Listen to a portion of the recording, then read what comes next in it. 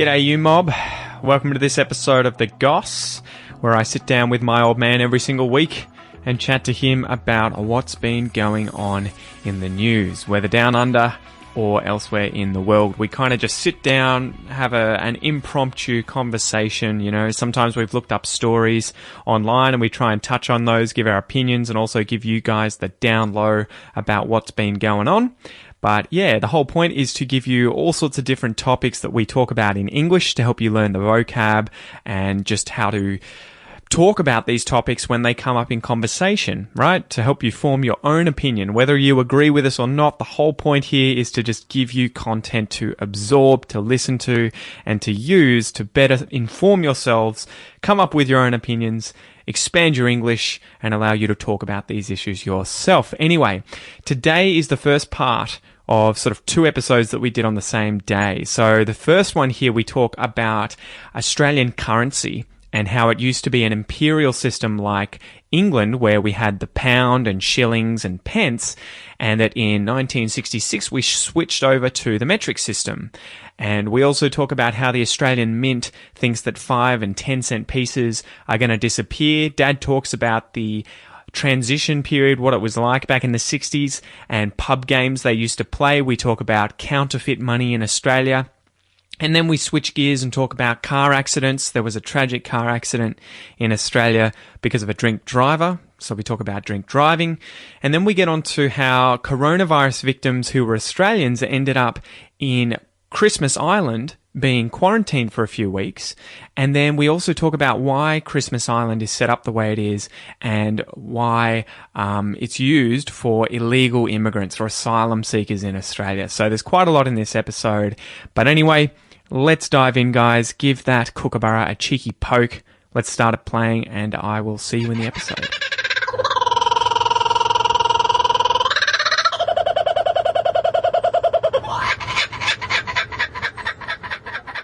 Dad, what's going on? Hey, Pete. Yeah, well, we're a few days delayed for your listeners who are not going to know because this will go up in sequence. But, yeah, I've been working on Wednesdays and then been sick for a couple of days. But I'm back. I know, you're back. So how are you feeling now? You feeling better? You're all fired up for another session. Chipper? Yeah, yeah. So what's been going on in the news this week? What's the story? The one from last week that we actually didn't touch on because we had so much other stuff to talk about was the change in currency potentially. Well, it's not official currency yet. No, but it's not official yet. But the rumours are out now that we're going to drop our 5 and 10 cent pieces from our circulating currency. So, do you want to talk about the history there of Australian currency and dive into that a little bit? Oh, yeah, why not? We could do that. Because it's been interesting. Because I've lived through it. I've lived through the whole decimal currency thing because it changed over in February 1966. We changed from the... What was the jingle? Were you going to sing it for us? No, you don't want me to sing, I promise you. What is it? Yeah, in come the dollars, and in come the cents, out go the pounds, and out go the pence. The pence, yeah. Blah, blah, blah, blah. On the 14th of February 1966. Yeah. And that was even built into the jingle, so it's just implanted in people who are my age. So what happened? We had the British currency system. We had the British currency system. It was Australian notes and coins, but they were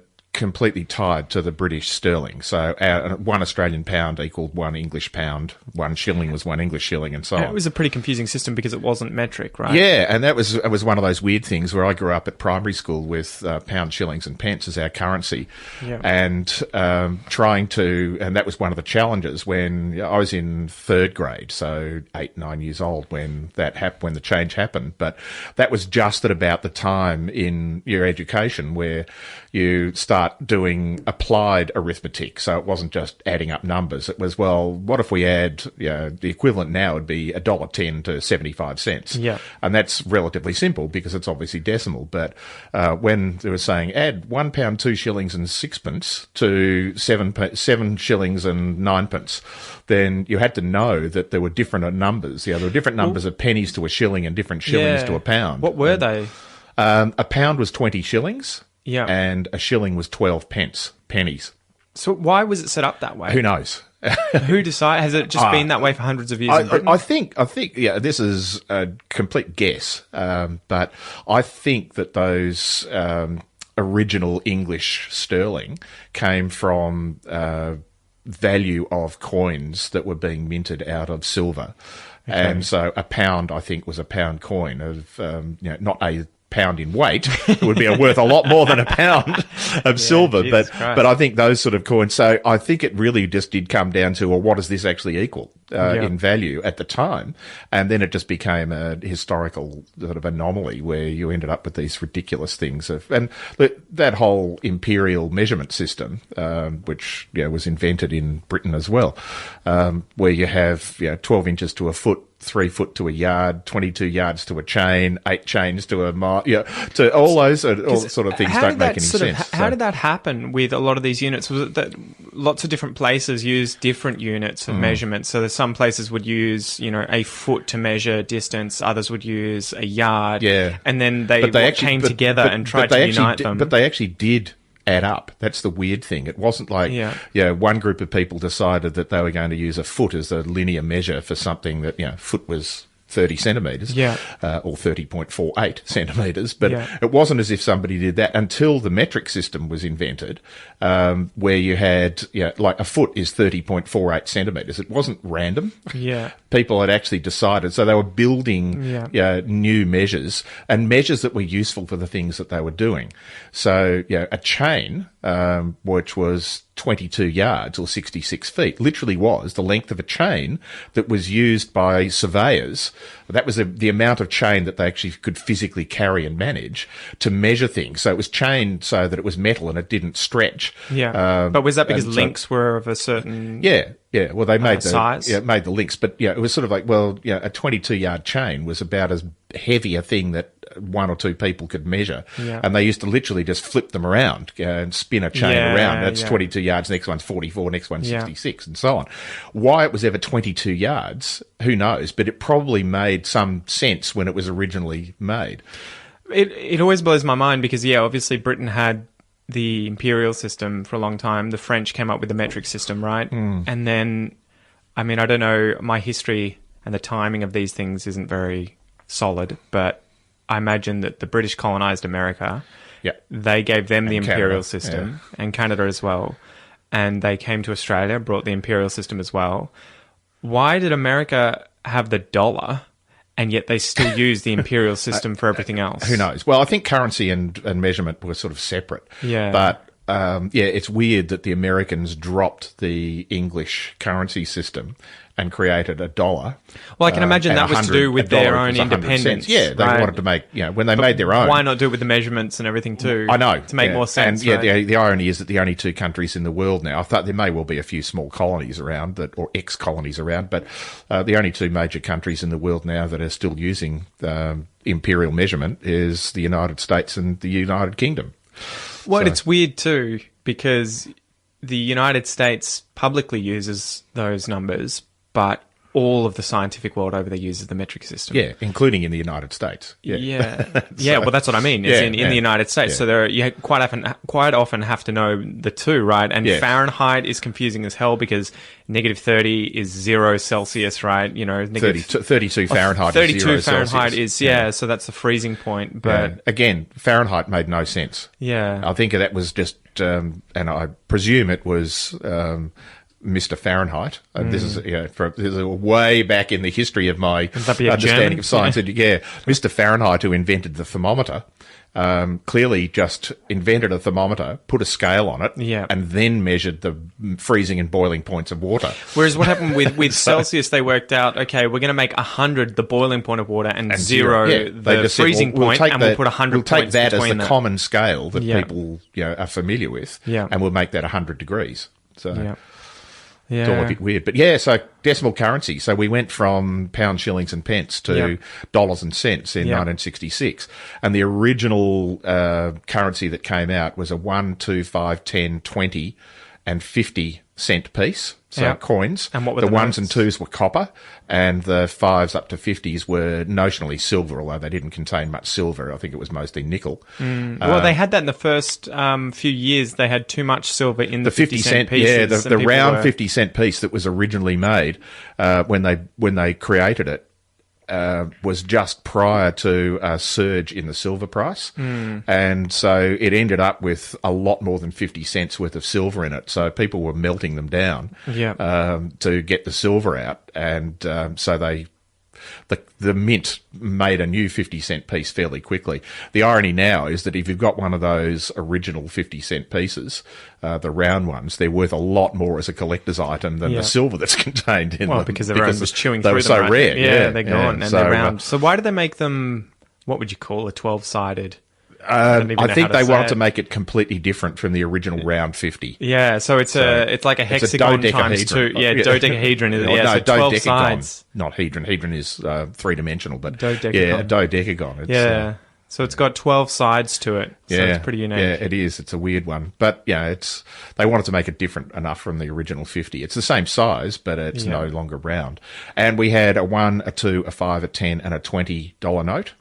The $50 notes were added a long time later, and then the hundreds after that. Yeah. And then we dropped the 1s and 2s and turned those into coins. Oh, there's that story. In fact, I think I've got it up here somewhere. There's a $1 note that someone tipped me with. In the restaurant, and they hadn't been in Australia for 30 years or something. Yeah, and they still had them. And they still had it in their wallet or whatever, and they were just like, here's $1. I don't think they're legal tender anymore. I have no idea. But they're probably worth more to a collector than they are on, it's $1 I was just I'll keep that on the street. But was it confusing going through that process of changing currencies, or was it relatively smooth? I think it was, I was 9 years old, as I said at the time, so... Well, ironically, that's probably the time when I stopped seeing 1 and 2 cent pieces being used in Australia, right? They took those out of exactly. circulation.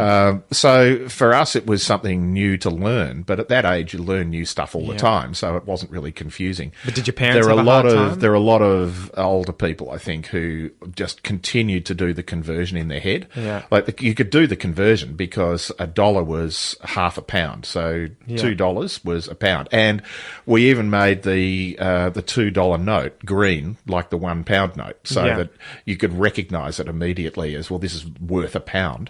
And we used to have a 10 shilling note that was brown like our $1 note. So again, that was very similar. And the coins were made same sizes, so that sixpence, 6 pennies, which became 5 cents, were the same size. They were the same. They were basically interchangeable. The 10 cent and the shilling were the same. The 2 shilling and the 20 cents were the same. There was no equivalent of a 50-cent piece because 2 shillings was the biggest coin that you had, other than going way back to where we had a crown, which was 2.5 shillings worth. But we never used that in Australia. What were guineas? A guinea was £1 10 pence. So was that a coin though, or a note? It was. No. Or just a measurement. It was just a measure, a number. Yeah, and again, I think that was originally a measure that was related to the notes and coins. It would have been coming from. So there would have been a guinea piece at some stage, a coin that was made out of a particular value. Well, and I assume it's related to New Guinea. No, right? The name at least. I don't know about the same spelling, but I'm not sure where the or Guinea pig, Guinea and Guinea the country, and then New Guinea the next country. I don't know where that origin comes from. We'll have to look that one up. There's a question on notice to look up for next time. Yeah, because that's the only time you see that weird word, right? Guinea pigs. Yeah. New Guinea, Guinea, and a guinea, as in the currency. It's all the same value. spelling, but I'm not sure what the origin of the thing. Yeah, so. The one you're talking about, the $1 note that you got, the $2 note was the one that I missed when that disappeared, because I remember we used to play this game, a pub game, when I was about 18 or 19, and the way the $2 note was built back in those days, we were using paper, and it was a very particular sort of paper, but to make it a lot more difficult to counterfeit, they put a metal thread through the paper. And it wasn't cut in exactly the same location every time. It was obviously put through a cutting machine, and the cutting machine would be a few millimetres out onto where the metal thread actually was in the paper when they were cutting them, and then they obviously went and printed them and so on. But the $2 note on one side of the note had John MacArthur, who was one of the original wealthy people in Australia, and effectively created the sheep industry, the wool industry in Australia. So he was commemorated on the $2 note, and they had pictures of sheep on it, and the largest sheep, the nose of the largest sheep was about aligned with where the metal thread went through. So we used to have this game called sheep races, and because of the inconsistency in where the metal thread was, the sheep would either be short of the line, on the line, or past the line. So you all week you'd collect your best $2 note to see the one who had the sheep that was the furthest past the line. And then, but this was back in the days of 10 o'clock closing in pubs. So a bell would ring at 9:45 in the pub. And it was for last drink, so you couldn't order a drink after that time.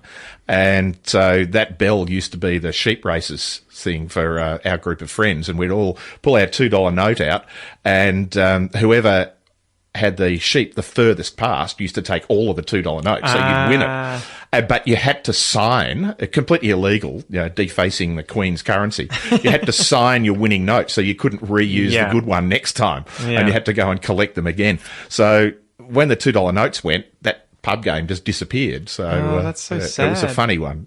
And I talk about that to people all the time, particularly in Australia. Nobody can remember, nobody knows. So, but in the one bar, in the one pub where I grew up, it was just a common thing. So somebody obviously invented it there, but it never got any currency, if you'll excuse the pun, because the $2 notes disappeared. And so I wonder if there is anything like that happens with the current notes. Yeah, there may be. I don't know. I haven't.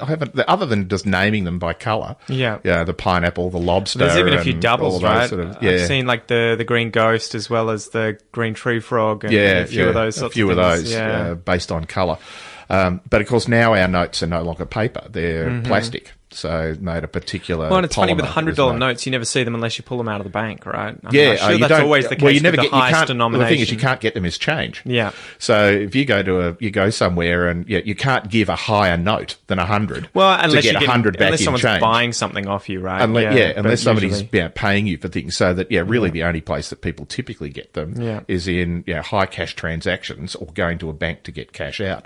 So they're nearly always mint. That's the weird thing. You never see a crushed up $100 note. Isn't there some crazy story too where $100 notes is something like all have traces of cocaine on them or something because they've gone around. They tend to be used much more by people buying illicit things, or in bulk. Yeah, well, that was probably true back in the paper days. I'm not sure now, especially in America, in Miami. The plastic ones are not obviously going to absorb as much as they do in as paper. But although they were paper in Australia, but the notes in the United States are not made out of paper. As in they're not cellulose from wood. It's still hemp? They're made out of cotton and linen because cotton linen weave is much tougher than paper. It doesn't rip as easily. You can still burn it. You can still Can't do that in Australia. Burn it. Yeah. And so the funny thing about that is Australia was the first place in the world to have plastic notes. Yeah. And now several other countries, including Canada, for example, Britain, New Zealand, I assume, and they, as far as I know, certainly Canada and New Zealand both use the Australian polymer. Well, that's our invention. That was one of our inventions. And so we send the polymer overseas, and they obviously print their own. Their mints print their own. They use our plastic to do it. And it's that, obviously it's a unique form of plastic, so it's easy to detect, relatively easy to detect forgeries, but it also is an easy one to create holograms in, so that we have little blank spots with holograms and those sort of things in them. So I was when I was getting the money out recently to buy that car that we went up and bought, and you guys will hear this on another episode that's probably already released by the time you hear this episode, but I pulled out $20,000 worth of cash from the bank, and the lady was like, I don't know if we have that much. Ended up having that much, and I was chatting to her whilst she was counting it out, and I was she was mentioning something about forgeries, and I'm like, is that still a problem? Like, you guys still get forgeries? Because I would have thought because of these polymer banknotes, it's just so difficult to try and forge these that you would never see them. And she's like, all the time, every week or two, in particular. Yeah, well, and she was saying that what happens is people forge them. Small, mum and pop groups like do the forgeries at home, and they go into places like McDonald's during rush hour where there's a young kid behind the till, and they break a big note buying something very small like a hamburger for $2. Yeah, exactly. Get so the you change, get $48 out and of then a 50. bail. Yeah, exactly. And then the kid obviously just puts it through McDonald's cash register till whatever. They come to the bank with the cash at the end of the night or the end of the week, and then there's all the forged notes that have been broken at the restaurant. Yeah, and look, so that's how it's done these days. Because I was thinking big size things like there's someone has a briefcase full of $1 million worth of forged notes, and they go and buy a house or with cash or whatever. But it's this sort of stuff. The minor. And I haven't seen them recently, but I know that the previous, because we've had 2 rounds of the plastic notes now where we've changed the design and changed some of the structure in them. And I believe, and this is hearsay, but I believe that the reason we went for the second round was because they were more difficult to forge. Yeah. Because I remember when the first plastic notes came out, I got a forgery. Really? Yeah, and I got it out of an ATM. So clearly, even the banks are getting well, tricked. yeah, ATMs, and even though they're branded banks, they're actually managed by a third-party company. But so they're putting the cash. yeah, in, not the bank. and so and the irony was this is back in the days before it was easy to transfer money backwards and forwards. Before internet banking, you couldn't transfer money backwards and forwards between different banks very Online. easily. And so I was paying off a credit card bill, and so I walked to the ATM in one bank, took out $500, so it came out as 1050s, walked across the road to the other bank, handed over my 1050s to pay off $500 off my credit card, and the teller looked at one and just said, "This is a forgery. How did you get this?" And I said, "I just got it out of the ATM across the road." And I still had my ATM's receipt. And he said, "Well, I can't take it.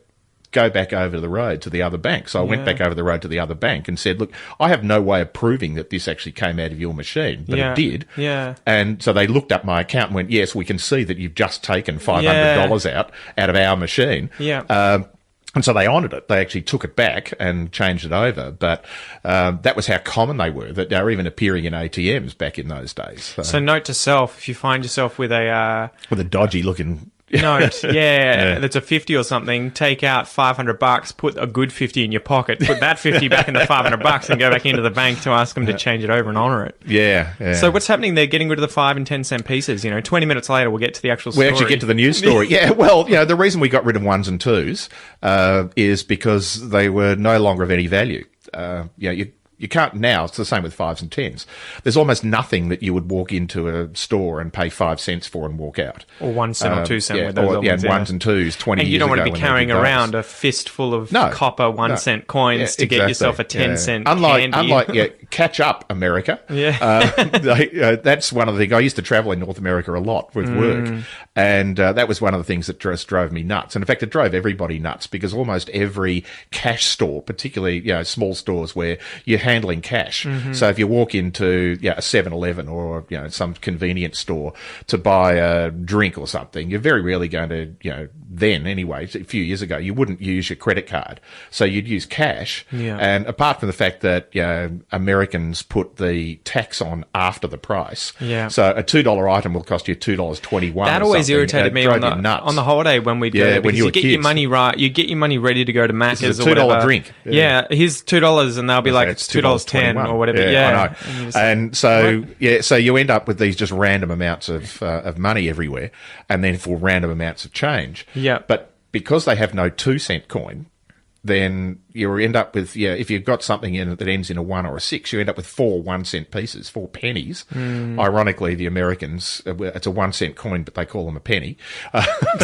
Work that out. The imperial system, And so you end up with just piles of crap. There's a whole lot of shrapnel, 1-cent pieces, but most of those places now just have a little jar or a little tray out the front saying "Give a penny, take a penny." So if people would just get the 4 pennies in their change, toss them in there, but if then something came out as this is going to cost you a $2.01, you'd take the 1 cent out of the tray and give it to them rather than having to carry your own around and get more crappy change. My sort of memory of the one pennies from the US is watching, I think it was Home and Alone 2, when they're in New York, and Marv is walking around with the other guy, Joe Pesci, the small guy with the beanie that's getting burnt at the top. Marv's the big lanky guy, and I remember him putting tape on his hands, like double-sided tape, and then walks past a Santa who's like busking and just shoves his hand in the pot of coins and pulls out a fist, and it's just covered in 1 cent or pennies, and being like, wow. And the guy's just like, good job, Marv. You got yourself about $1. They're changing. So the potential now is to drop 5s and 10s. And look, I know when Singapore updated their currency a few years ago, and the lowest coin they have there, I think, is a 10 now. New Zealand updated their currency a few years ago. I think the lowest they have now is a 10. So 5s and 10s are almost useless. the challenge is going to be, and another sort of random story about Ian's belligerence when he goes shopping, is when we first dropped the 1 cent pieces. Our postage was still 49 cents. Yeah. And I walked into a post office and I was just posting one letter and I said, I want a 49 cent stamp. And they said, that'll be 50 cents. And I said, no, you have to give me a 1 cent stamp in change. G'day, mate. That was the first half of this episode of The Goss. If you would like to continue watching or continue listening to this episode, make sure that you sign up for the premium podcast or academy memberships at aussieenglish.com.au, where you will get full access to these entire episodes of this series and much, much more. You can go check that out using the links below or just go to aussieenglish.com.au. Once again, thank you so much for joining me, mate, and I will see you next time. Peace.